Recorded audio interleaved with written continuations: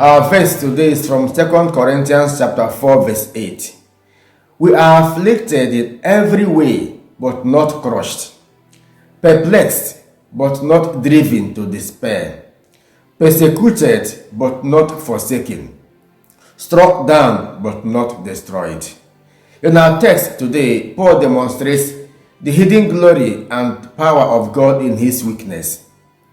He employs a pattern common among the sages. They sometimes use a catalog of hardships to illustrate their integrity and ability to overcome trials. His emphasis here is God's power in his weakness. In the previous verse, he notes that we have a treasure in earthenware jars, and the reason is that it should be made clear that the extraordinary power belongs to God and does not come from us. God had given him an important ministry. In every appearance, he was more than an earthenware vessel, which is a cheap clay pot, but that is how he perceives himself.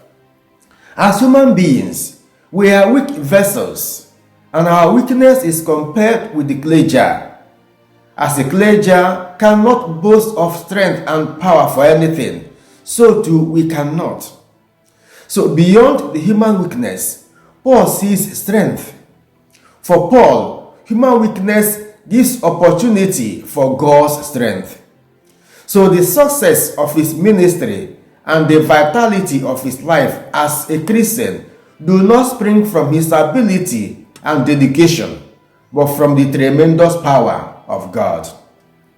He employs 4 contrasts in our verse to prove his confidence in God.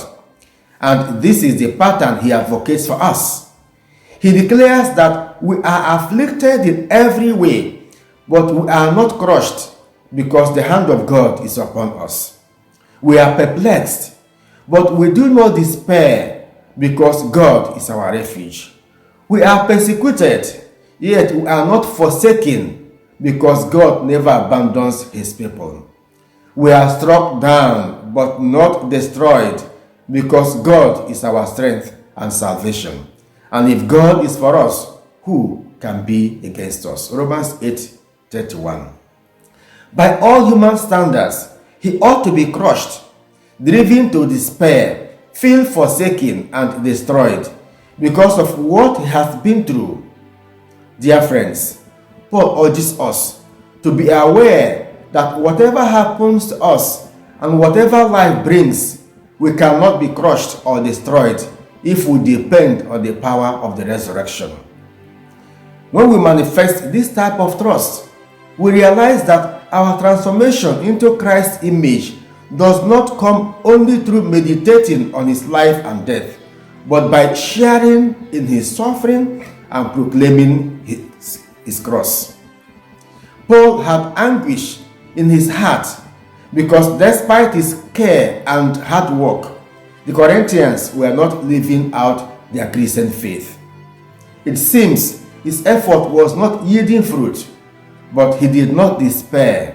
He was not broken. Sometimes we share similar experiences. You do good, and your goodness is ascribed as an attempt to curry popularity and favor.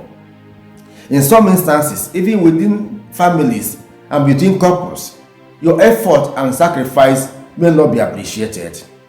At times, you are frustrated at your efforts to do good in the society where you find yourself. Paul had to recall the pains he had in 2 Corinthians 11:24-27.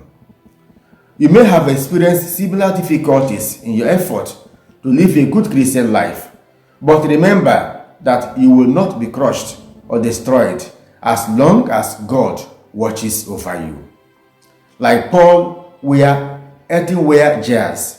So strength comes not from us, but from the surpassing power of God. As you journey in your daily experience, may the afflictions of life not crush you, and may the bitterness of envy and hatred not destroy you. Amen. God bless you. Have a nice day.